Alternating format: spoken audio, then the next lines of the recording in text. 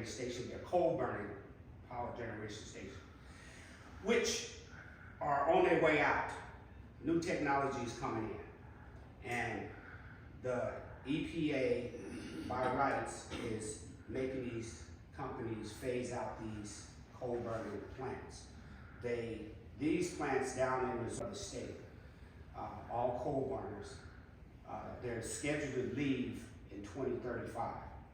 So the Kansas City Power and Light sold all of this power generating stations to a private industry. Private industry is trying to get every bit of their money out of it before the regulations come in and they cannot function anymore. From the time that I started going to Missouri working, Lacine is 90 miles north of Joplin, Missouri. From the time I started to now, you could tell, based on the restrictions that the EPA put on them, these places are getting cleaner and cleaner, but they're still not clean enough. So that's why we're going into new energy. And that leads me into my little spiel about education. We have to. I taught school down in DMAC, Perry campus also. Taught a welding course down there for young people to learn how to weld. Entry-level welding is very elementary, kindergarten type welding. It gets more difficult as time goes on, but this was an entry-level welding program that I taught. And I was just, I really enjoyed it, first of all, working with the young people. I really enjoyed it. If you go to my Facebook page, there's pictures. If you could like it and make comments, whatever, but that's my Facebook page. But I was really blown away and really amazed by how much the young people of Iowa, and I'm not trying to say nothing bad about them, right? Because they're really good kids. Did not know the education system together. And right now the governor is talking about taking our monies, our tax dollars, and giving it to other people that can afford it already to send their kids to private school. And that should rub you the wrong way. I don't even have children in the school system here in Dallas County.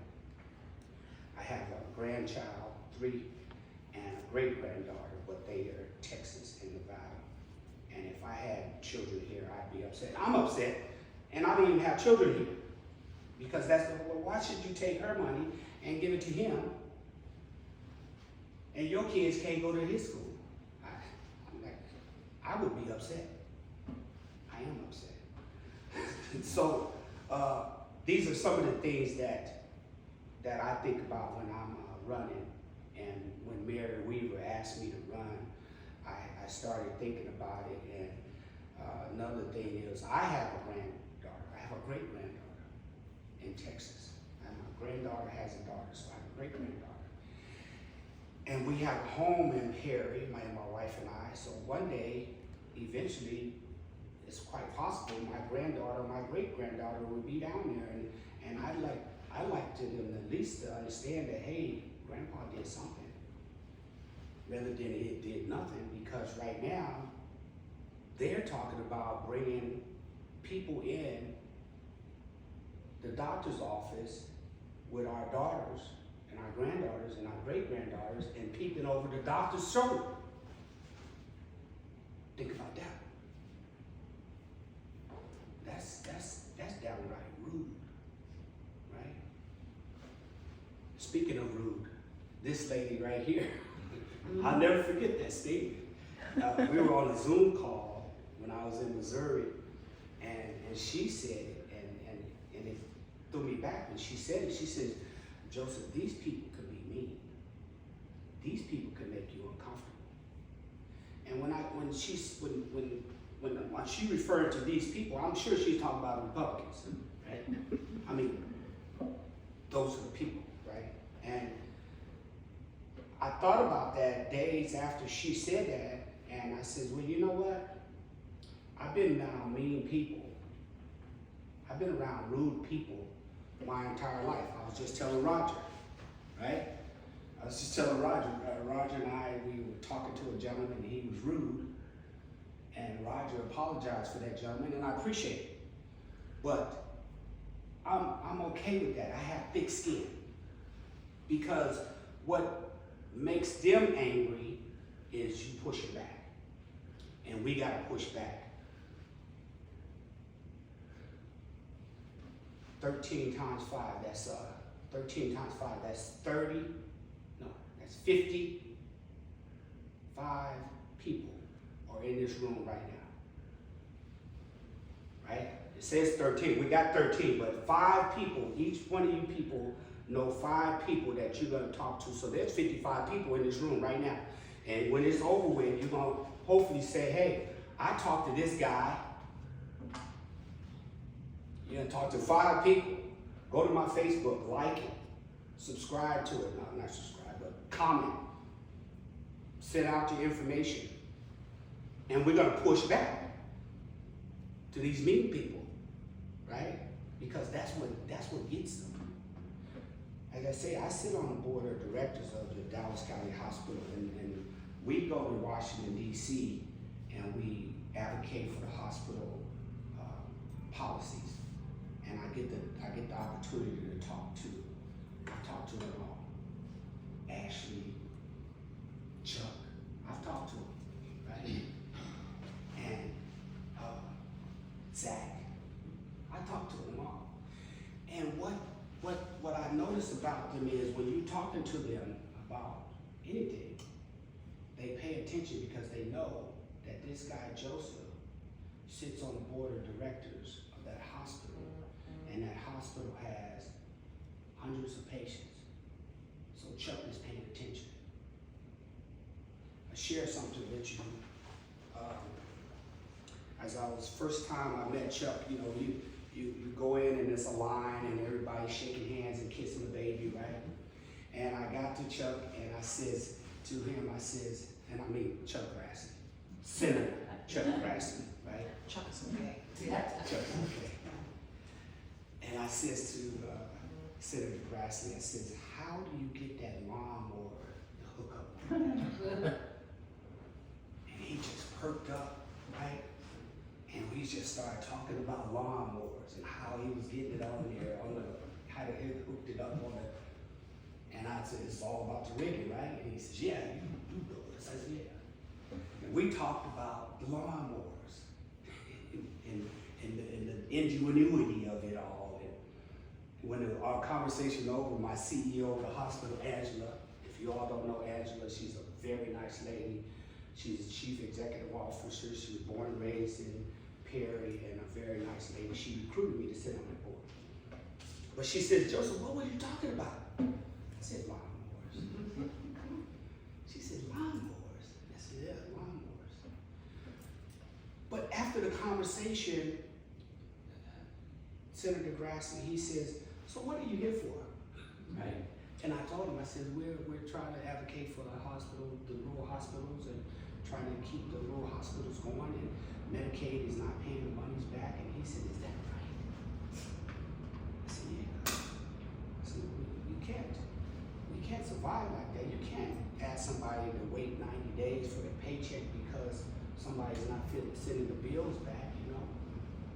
And what I took away from that, and what I take away from it all is, it's about the relationship. I know this guy, Roger. I met him twice. I know Brian, right? I met Brian twice. I hope to meet several of you again and again. And it's about relationships, whether you Chuck Grassley or Brian or Roger, right? It don't matter. We all have a lawnmower, and we all cut the grass, and we all want to be able to cut our grass, right? Some of us just get to the point where they don't even, you know, that's a whole other thing. And what I've discovered is it's about relationships and the understanding that when you're talking to me, you're talking to people of Guthrie, Greene, and Dallas County, right? And this is what we're asking for. This is what my constituents are asking for. Chuck. Or Zach. think it was John. I think it was John on a Zoom call. He said, I don't know if that was, he said, it sounds like an endorsement. I like Zach Nunn.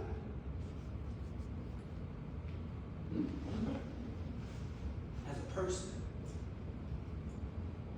person sitting down talking to Zach Nunn, eating lunch, the nicest guy you ever want to meet. Military, red, white, and blue. I love America. Adopted a child that looks like me, right? Super nice guy. He says, call me Zach. I said, okay.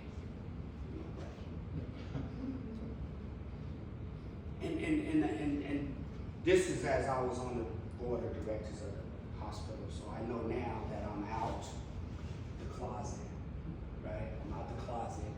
I have a D by my name. We'll see how the next interaction with Zach goes, right? But I like to think that he and I can at least sit down and talk and have a decent conversation and talk about what's going to affect rural, Greene, Dallas, and Guthrie in the future. I'd like to think that he ain't going to change. Because I'm not going to change. I'm not going to change just because I come out the closet and now I got a D behind my name and I'm no longer sitting on the House School Board. I'm not going to change. I'm going to be the same person that I was when I was on the board.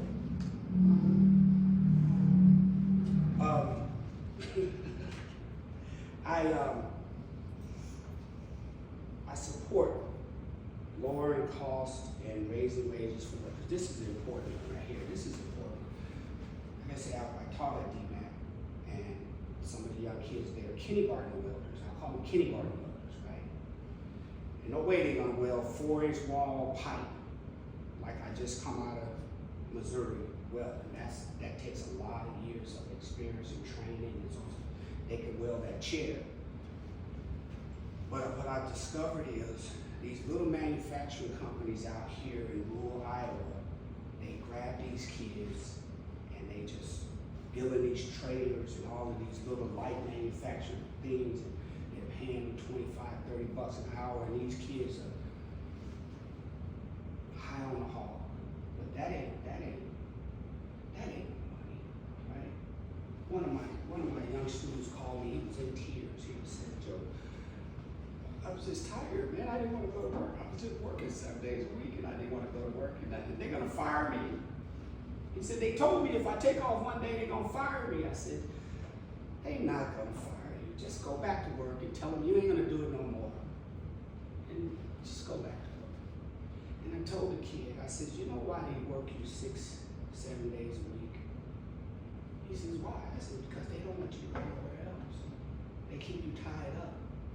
They keep you dependent on that $30 an hour, or whatever it is they're paying, and too tired to go out and look for another job, because that's a highly skilled profession. And they should be making more than what they're making. And the reason why they're not making more in the state of Iowa is because they don't want unions in this state. I told you before, my mother was a union person, my father was a union person. I never worked a non-union job in my whole career, other than McDonald's or Long John Silver's when I started out. Never worked a non-union job my whole entire career. I never made less than. I'm 61 years old next month, and I just left. I was making, what was I making? $59 an hour, plus $100 a day per diem. And I was just supervising, walking around, talking to young people and keeping everything moving, right?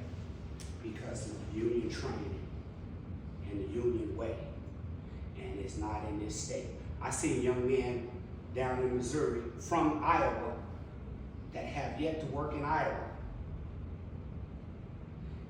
And the problem is, ladies and gentlemen, this is the problem. this guy, he dressed just like my father. Bib overalls, right? That's your suit, right? This is how you dress. That's who I am. He got a clean pair of bib overalls and he got a dirty pair of clipped bib overalls, but they both bib overalls. That's my father. My father worked like that and stayed, because he was trying to provide for his family and try to keep the roof over our head, and really had no time to negotiate a wage and talk to these employers about a wage. But he was in a union.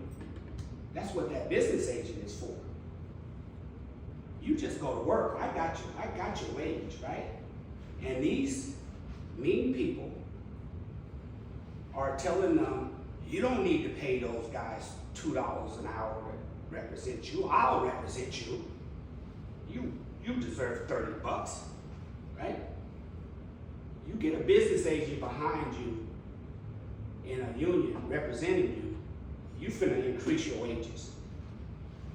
And that little $2 or whatever you're paying that guy is gonna benefit you, because he's looking out for your health and welfare, your dental, your visual, your retirement, right?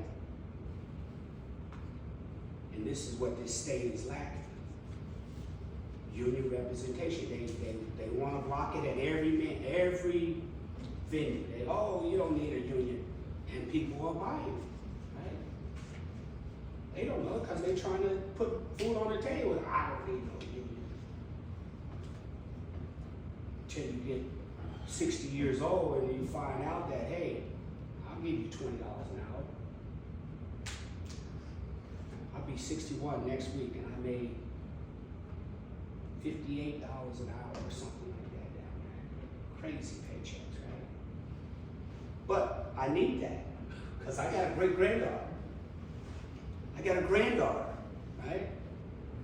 I need that type of wage because I want to live a nice life. We live a nice life. And union has made it possible for me to live a nice life. And they block it at every chance. They block it every chance they get. And they come out and they tell the young people, you don't need a union. You gotta pay those guys. You don't need to pay those guys. I sit on the hospital board, as I mentioned. Healthcare. I talked to a gentleman, he was on a Zoom call. His father, a veteran. His father was a veteran. I wanted to cry. His father was a veteran, served this country, went to war for this country. His father got elderly. He was in a nursing home. It was costing him $16,000. I said, what? This man served the country, protect our rights, and his son had to come up with $16,000 a month. He had to scrape every bit of the veteran benefits or sell property or whatever it was. His father had lived into the 90s, and they're paying him $16,000.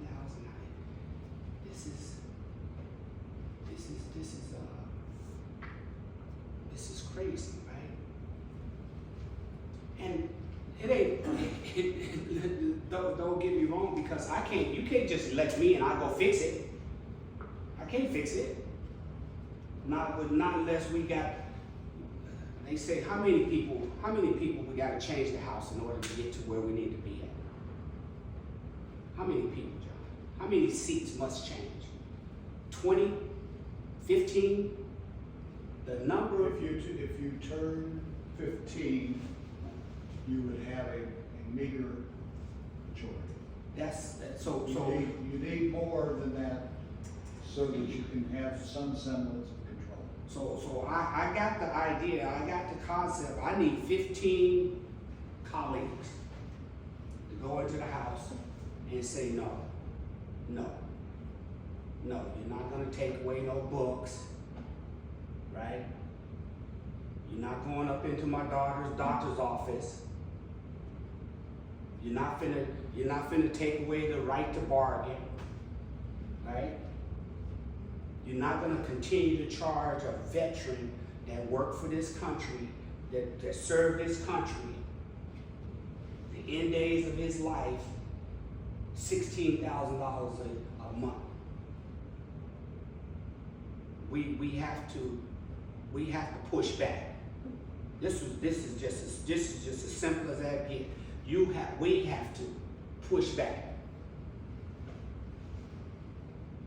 5, 10, 15, 20, 25, 30, 35, 40, 45, 50, 55, 60, 65 people are in this room right now. This guy won this county. I had the number. John gave it to me. This guy won this county by over 800 votes, I think it was. So the 65 plus the 65 got to come with 5 in order for us to push back. And then we got to repeat that in every county for the next 12, 13 counties, right? Think about this. Think about this.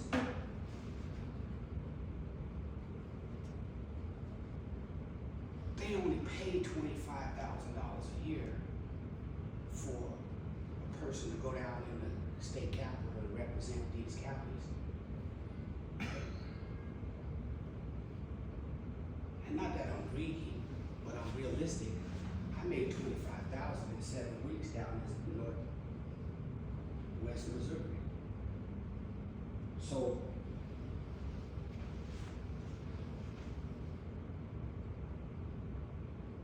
think about that, right? Think about that. These guys are going down there making 25 grand plus $170 a day per diem. Am I right? Anytime you leave your county to go down there, they give you $170 plus $25,000 a year. They're going down there to the state capitol to make laws where they're going into your daughter, my granddaughter, my great-granddaughter's doctor's office. That one upsets me. That one right there pisses me off. You get $25,000 to get into my business. You getting $25,000 a year to tell a group of people they can't form a union.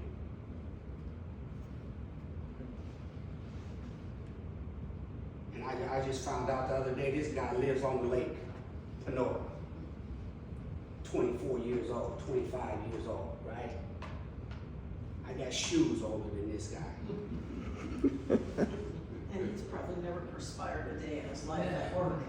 You think he's ever worked a 7-day a week, 12-hour day shift? You think at 25 years old, McDonald's don't even have those type of shifts.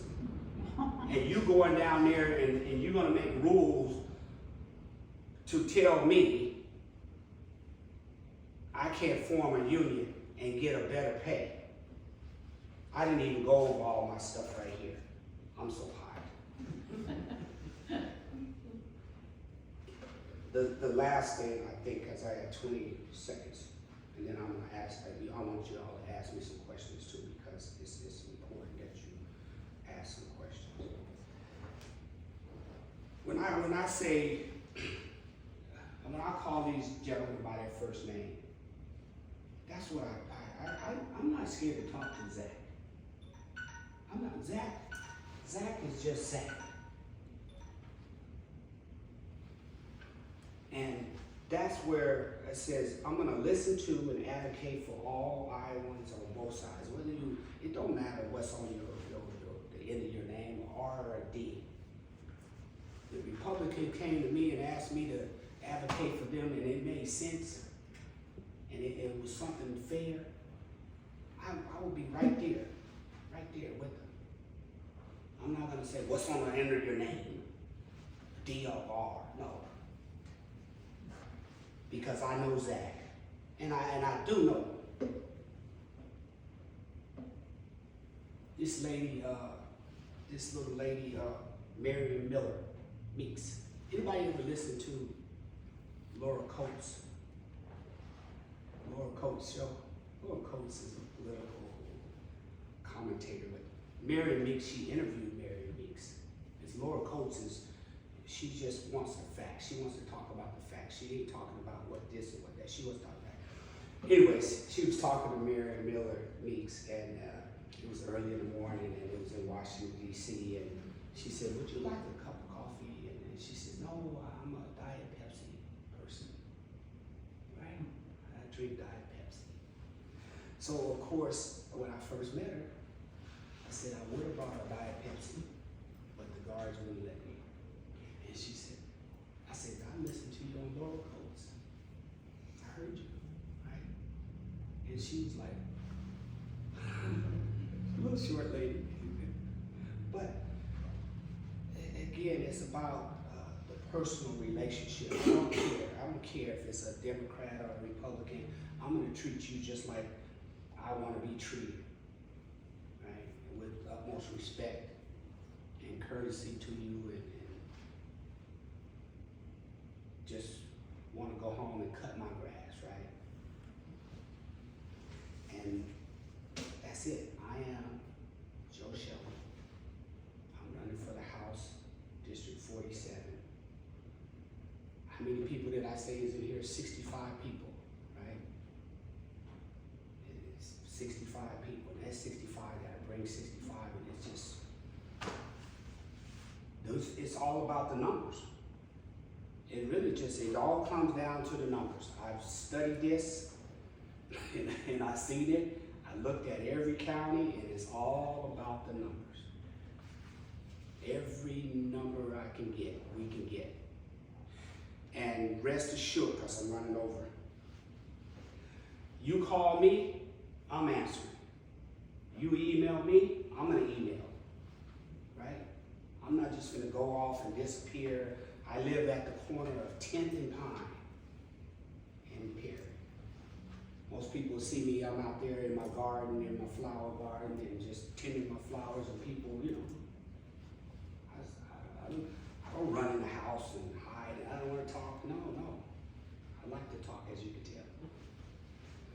So that's it. I hope I didn't run my mouth too much. I hope I didn't scare you. But this is a serious matter, because the issues that are at hand are serious. My neighbor,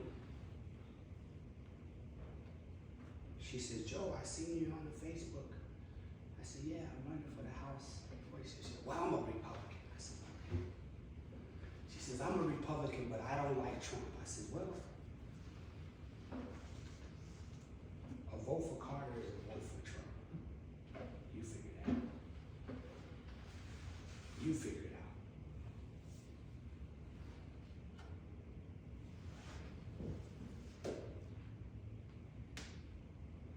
I got more. I know, but you got someplace else to be too. Oh, yes. Oh, I forgot about that. Can we ask So, a quick? That's what we were talking about, the money's coming back. Yeah. Their whole For spiel, years. their whole spiel is to deny the claim and stretch it out. And so, this is one thing that we've been advocating for at the hospital, is a quicker return on the payment.